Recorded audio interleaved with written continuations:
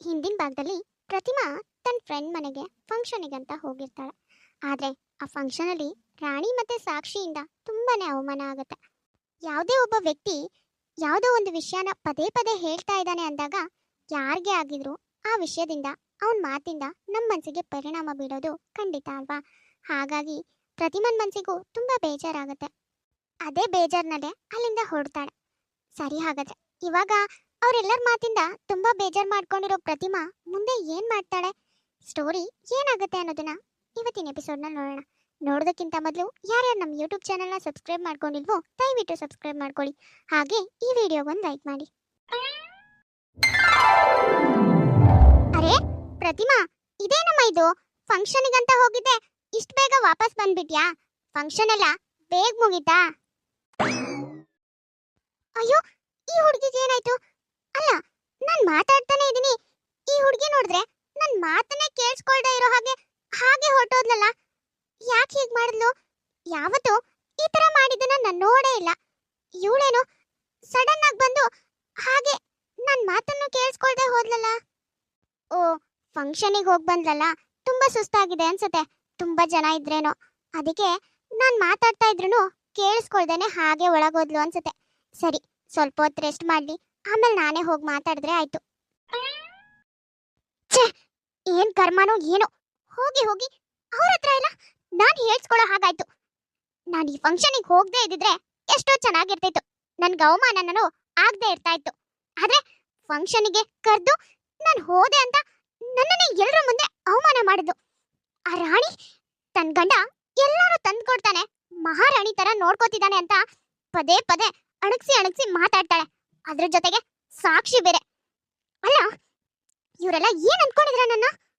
ಎಲ್ಲಾನು ಅವ್ರಿಗೆ ಹೇಳಿ ಏನ್ ಪ್ರಯೋಜನ? ಈ ಮನೇಲಿ ಇರೋರ್ಗೆ ಹೇಳ್ಬೇಕು. ನನ್ ಗಂಡ ಅಂತ ಇದ್ದಾನೆ, ಒಂದ್ ವಸ್ತುನೂ ತರಲ್ಲ, ಜೊತೆಗೆ ನನ್ನ ಅತ್ತೆ ಬೇರೆ, ಅದು ಬೇಡ ಇದು ಬೇಡ ಅಂತ ಕೇಳೋದ್ರೊಳಗೇನೆ ಬಾಯಿ ಹಾಕ್ತಾರೆ ಅಡ್ಡ. ಹೀಗಿರುವಾಗ ನನ್ ಗಂಡ ತಂದ್ ಕೊಡೋದಾದ್ರೂ ಹೇಗೆ? ಇವಾಗಿನ ಪ್ರಪಂಚ ಬಂದ್ರೂ ಇವ್ರು ಸ್ವಲ್ಪನೂ ಬದಲಾಗಿಲ್ಲ. ಈ ಮನೆ ಹಳೇದು, ಇಲ್ಲಿರೋ ವಸ್ತುಗಳೆಲ್ಲ ಹಳೇದು.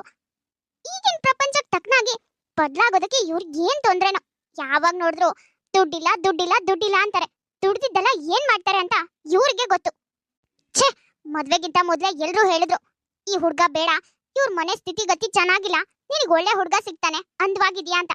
ನಾನೇ ಈ ಪ್ರೀತಿ ಪ್ರೇಮ ಅಂತ ಹೋಗಿ ಹೋಗಿ ಹೋಗಿ ಇಂಥವನ್ನ ಮದ್ವೆ ಆಗಿ ಇಂಥ ಪಜೀತಿ ಪಡ್ತಾ ಇದ್ದೀನಿ. ಎಲ್ರೂ ನನ್ನ ನೋಡಿ ಆಡ್ಕೊಳ್ಳೋರೇ ಆಯ್ತು. ಒಂದ್ ಟೈಮಲ್ಲಿ ಹೇಗಿದ್ದೆ, ನನ್ನ ಹತ್ರ ಇರೋದನ್ನೇ ಬಳಸಿ ಸುಖವಾಗಿದ್ದೆ. ಆದ್ರೆ ಈಗಂತೂ ಯಾವ ವಸ್ತುನೂ ಇಲ್ಲ. ಅಟ್ಲೀಸ್ಟ್ ನಮ್ಮ ಮನೇಲಿ ಬೇಕಾಗಿರೋ ಕೆಲವು ವಸ್ತುನಾದ್ರೂ ಇದ್ದು, ಆದ್ರೆ ಇಲ್ಲಿ ಯಾವ ವಸ್ತುನೂ ಇಲ್ಲ. ಎಲ್ಲಾನು ಕಷ್ಟಪಟ್ಟೆ ಮಾಡ್ಬೇಕು.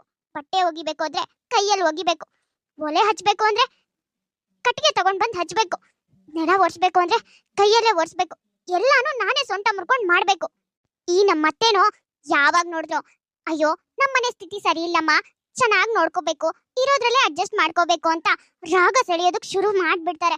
ಒಂದ್ ಸೀರೆ ಫಂಕ್ಷನಿಗೆ ಹೋಗ್ಬೇಕು, ಒಂದ್ ಡ್ರೆಸ್ ತಕ್ಕೊಡಿ, ಸೀರೆ ತಂದ್ಕೊಡಿ ಅಂತ ಹೇಳಿದ್ರು ಅದಕ್ಕೂ ಕೂಡ ಅಡ್ಜಸ್ಟ್ ಮಾಡ್ಕೊಂಡು ಇರೋದ್ರಲ್ಲೇ ಉಟ್ಕೊಂಡು ಹೋಗು ಅಂತ ಅದಕ್ಕೂ ಅಡ್ವೈಸ್ ಮಾಡ್ತಾರೆ. ನನ್ಗಂತೂ ಸಾಕಾಗಿದೆ. ಇವರೆಲ್ಲರಿಂದ ನಾನು ಎಲ್ರೂ ಎದುರಿಗೂ ಅವಮಾನ ಪಡ್ಬೇಕು. ಎಲ್ರೂ ಹಿಯಾಳ್ಸಿ ಮಾತಾಡ್ತಾ ಇದ್ದಾರೆ. ಇವ್ರಿಗೆಲ್ಲ ಯಾರು ಏನೇ ಹೇಳಿದ್ರು ಬುದ್ಧಿನೇ ಬರಲ್ಲ ಅನ್ಸುತ್ತೆ, ಏನು ಅನ್ಸೋದು ಇಲ್ಲ ಅನ್ಸುತ್ತೆ. ಇಲ್ಲ ಹೀಗೆ ಆದ್ರೆ ನನ್ ಮಾನ ಮರ್ಯಾದಿನೆಲ್ಲ ಹರಾಜ್ ಮಾಡ್ಬಿಡ್ತಾರಷ್ಟೇ. ನನ್ ಫ್ರೆಂಡ್ಸ್ ಎದುರಿಗೆ ನನ್ ತಲೆ ತಗ್ಸ್ಕೊಂಡಿರ್ಬೇಕಾಗತ್ತೆ. ಇಲ್ಲ, ಮೊದ್ಲು ನನ್ ಗಂಡಂಗ್ ಬುದ್ಧಿ ಕಲಿಸ್ಬೇಕು. ನನ್ಗೇನೇನ್ ಬೇಕೋ ಎಲ್ಲಾನು ಲೀಸ್ಟ್ ಮಾಡಿ ತರೋದಕ್ಕೆ ಹೇಳ್ಬೇಕು. ತರಲ್ಲ ಅಂತ ಏನಾದ್ರೂ ಹೇಳಿದ್ರೆ ಕಾಟ ಕೊಟ್ಟು ಜಗಳ ಆಡಿ ಅಟ್ಲೀಸ್ಟ್ ಹೇಗಾದ್ರೂ ಮಾಡಿ ತರಿಸ್ಲೇಬೇಕು. ಇಲ್ಲ ಅಂದ್ರೆ ಹೀಗೆ ಈ ಹಾಳ್ ಕೊಂಪೆಲಿ ಏನು ಇಲ್ದೇನೆ ಬದುಕ್ಬೇಕಾಗತ್ತೆ.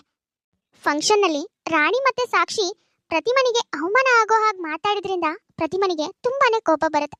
ಆ ಕೋಪದಲ್ಲಿ ಬಂದೋಳು ಎಲ್ಲಾನು ನೆನ್ಪು ಮಾಡ್ಕೊಂಡು ಒಂದೇ ಸಮನೆ ಒಬ್ಬೊಬ್ಳೆ ಬೈತಾ ನಿಂತ್ಕೊಂಡ್ ಬಿಡ್ತಾಳೆ.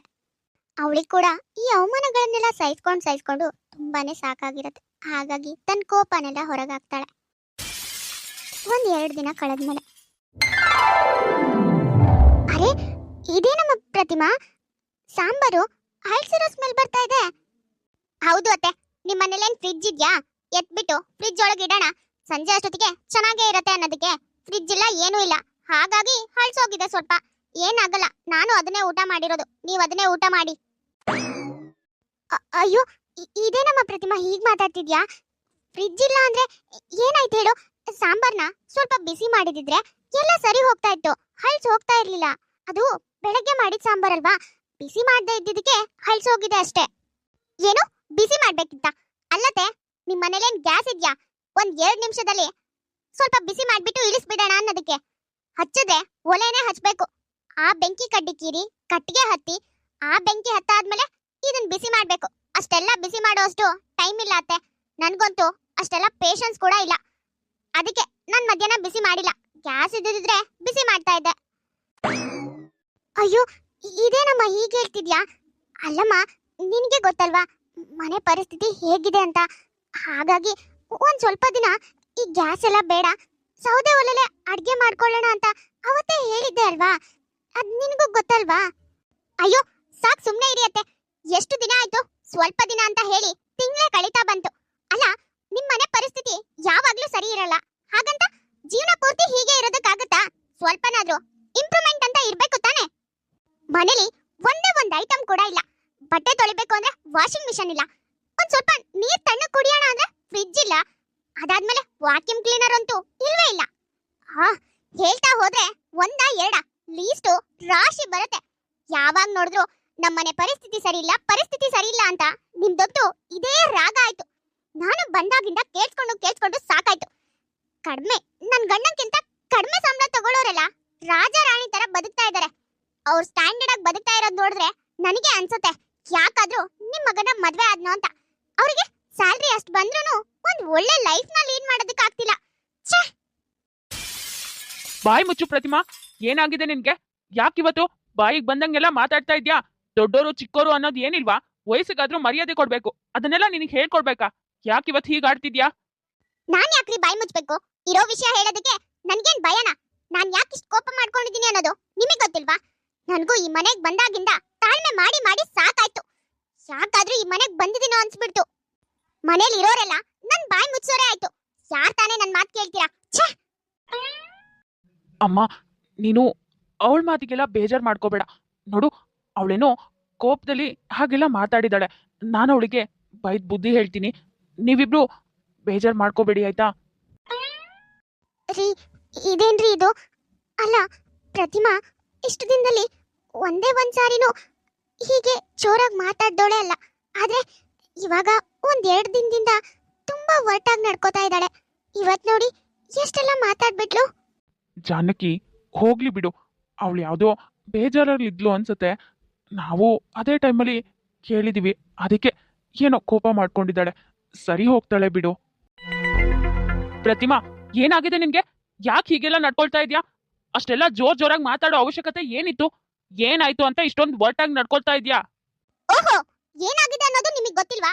ಹೇಗ್ ಗೊತ್ತಾಗತ್ತೆ? ಯಾವಾಗ್ಲೂ ನಿಮ್ಮಮ್ಮ ಏನ್ ಹೇಳ್ತಾರೋ ಅದನ್ನೇ ಮಾಡ್ಕೊಂಡಿರೋರ್ಗೆ ನಿಮ್ಗೆ ಹೇಗ್ ಗೊತ್ತಾಗತ್ತೆ ತಾನೆ?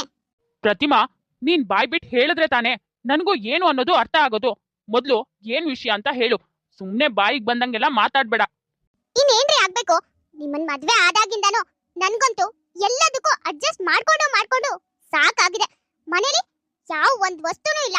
ಹೊರಗಡೆ ಫಂಕ್ಷನ್ ಅಟೆಂಡ್ ಮಾಡ್ಬೇಕು ಅಂದ್ರು ಒಂದ್ ಒಳ್ಳೆ ಸೀರೆ ತಂದ್ಕೊಡಲ್ಲ. ಅದಕ್ಕೂನು ವಾಯ್ದೆ ಹೇಳ್ತೀರಾ, ಅಡ್ಜಸ್ಟ್ ಮಾಡ್ಕೋ ಅಂತ ಹೇಳ್ತೀರಾ. ನನ್ಗಂತೂ ಇದೆಲ್ಲ ಕೇಳಿ ಸಾಕಾಗಿದೆ. ಮತ್ತೆ ಈ ಮನೆನೋ ಯಾವ ವರ್ಷದಲ್ಲಿ ಬಂದ್ ಕಾಲಿಟ್ಟಿದ್ರೋ ಯಾರಿಗ್ ಗೊತ್ತು? ಬಾಡಿಗೆ ಕಡಿಮೆ ಇದೆ ಅಂತ ಇದೇ ಕೊಂಪೆಲ್ಲ ಹೊಕ್ಕೊಂಡಿದ್ರ. ನನ್ ಫ್ರೆಂಡ್ಸು, ನನ್ ರಿಲೇಟಿವ್ಸ್ ಎಲ್ಲ ಬಂದ್ರೆ ಆಡ್ಕೊಂಡ್ ನಗ್ತಾರೆ. ಪ್ರತಿಮಾ, ಸುಮ್ನೆ ಬಾಯಿದೆ ಅಂತ ಬಾಯಿಗೆ ಬಂದಂಗೆಲ್ಲ ಮಾತಾಡ್ಬೇಡ. ನೋಡು, ನಿನಗೂ ಗೊತ್ತು ತಾನೆ ನಮ್ಮನೆ ಪರಿಸ್ಥಿತಿ ಏನು ಅಂತ. ಎಲ್ಲ ಗೊತ್ತಿದ್ಮೇಲೆ ತಾನೆ ನೀನ್ ನನ್ನ ಒಪ್ಕೊಂಡಿದ್ದು, ಮದ್ವೆ ಆಗಿರೋದು. ಇವಾಗ ಯಾಕೆ ಇಷ್ಟೆಲ್ಲ ಮಾತಾಡ್ತಾ ಇದ್ಯಾ? ಹೌದಪ್ಪ, ಹೌದು, ಎಲ್ಲಾ ವಿಷಯನೂ ಗೊತ್ತಿದ್ದೆ ಮದ್ವೆ ಆದೆ. ಆದ್ರೆ ನಿಮ್ಮನೆ ಪರಿಸ್ಥಿತಿ ಇಷ್ಟೊಂದು ಕೆಟ್ಟದಾಗಿದೆ ಅನ್ನೋದು ನನ್ ಊಹೆಗೂ ಇರ್ಲಿಲ್ಲ. ಹೇಗೋ ಒಂದ್ ಸ್ವಲ್ಪ ಪರವಾಗಿರಲ್ಲ. ಈ ಪ್ರಪಂಚದಲ್ಲಿ ತುಂಬಾ ಕೆಟ್ಟದಾಗಿ ಯಾವ ಪರಿಸ್ಥಿತಿಗಳು ಯಾರ ಮನೇಲೂ ಇರಲ್ಲ ಅನ್ಕೊಂಡಿದ್ದೆ. ಆದ್ರೆ ನಿಮ್ಮನೆಗ್ ಬಂದ್ಮೇಲೆ ಗೊತ್ತಾಗಿದ್ದು. ನಿಮ್ಮನೆಯಿಂದ, ನಿಮ್ಮನೆ ಪರಿಸ್ಥಿತಿಗಳಿಂದ ನನಗಂತೂ ನನ್ ಫ್ರೆಂಡ್ಸ್ ಎದುರಿಗೆ, ರಿಲೇಟಿವ್ಸ್ ಎದುರಿಗೆ ಅವಮಾನ ಆಗೋದಂತೂ ತಪ್ಪೋದೇ ಇಲ್ಲ. ಏನೇ ತರ್ಬೇಕು, ಏನೇ ಮಾಡ್ಬೇಕು ಅಂದ್ರು ನಿಮ್ ತಾಯಿ ಮುಂದೆ ಇರ್ತಾರೆ.